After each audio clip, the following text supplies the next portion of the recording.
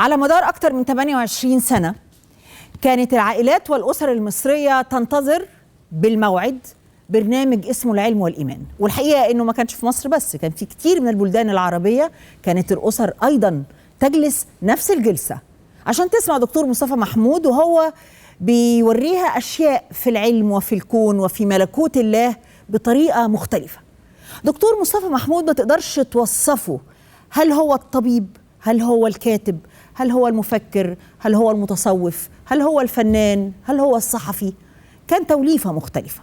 وبالرغم من رحيله من سنوات طويلة إلا أنه كتير من الأقوال اللي هو قالها بتتداولها أجيال جديدة وبتحطها في شكل مقولات، حكم، تأملات.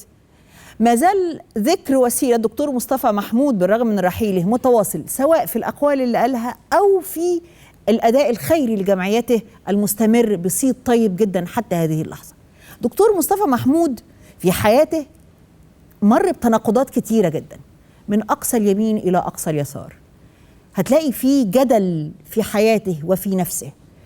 فكرة العقبات اللي هو واجهها بينه وبين أفكاره طاغية جدا في سيرته وفي حياته. الناس متعلقة بدكتور مصطفى محمود أكثر ما يكون من خلال برنامج العلم والإيمان، إنما في كتير أو في عدد من الأفلام والدراما والقصص والفنون امتلأت بها حياة دكتور مصطفى محمود. خلينا نكون مع بنته الأستاذة أمل مصطفى محمود. الأستاذة أمل، أهلا يا أستاذة أمل، أهلا بحضرتك، اتفضلي. أهلا بحضرتك، سعداء بوجودك. أستاذة أمل، أسرة الدكتور مصطفى محمود مؤخرا احتفلت بمئويته. مئويته كان المفروض تبقى من سنتين أو أكتر.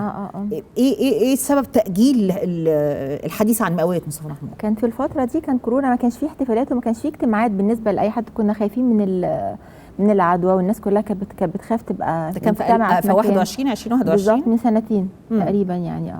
وكان فيه لسه قلق من المرض، ده السبب يعني. اشترك في باقات واتشت الشهرية بتبدأ من 14 جنيه و99 قرش، وباقات سنوية تبدأ من 150 جنيه.